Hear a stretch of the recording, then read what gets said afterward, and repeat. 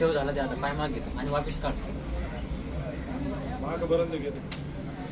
Video चालू झाला का?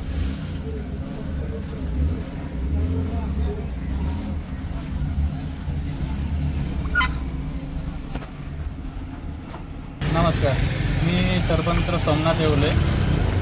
भाऊचा रात्री कॉल आला होता 8-8:30 वाजता की आपल्या दुकानमध्ये एक सापाचं पिल्लू आहे. म्हटलं ठीक, मी लगेच तात्काळ घटनास्थळी आलो. त्याच्या दुकानात बघितलं तर एक कोवळा जातीचा साप होता. ते पिल्लू नसून तो फुल साईज साप आहे. तो त्याच साईजमध्ये 1 ते 1.25 फुटापर्यंतच वाढतो मोठा.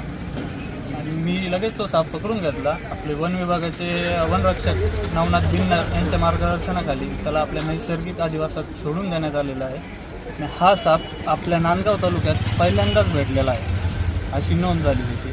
आणि ह्या सापाचं खाद्य असं आहे की हा छोटे कीटक व एक वाळा म्हणून साप येतो बिनविषारी, तो साप पण हा साप खातो. हा साप त्या सापाला खातो. आणि हा साप दगडाच्या खाली, पालापाचोळ्यात, हिरवळ याच्यात जमिनीखाली असतो. हा साप निशाचर असून कधी कधी दिवसाही आढळतो.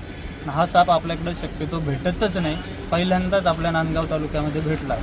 धन्यवाद. नमस्कार, मी अक्षय धनराज, बोलटाण, तालुका नांदगाव, जिल्हा नाशिक. काल रात्री 8 वाजता माझ्या दुकानात साप निघाला व मी तात्काळ सोमनाथ येवले सर्पमित्र यांच्याशी कॉन्टॅक्ट केला व ते तात्काळ आले. त्यांनी साप रेस्क्यू केला व त्या संदर्भात आम्हाला माहिती दिली, भरपूर माहिती दिली व त्यांनी त्या सापाचा जीव वाचवला.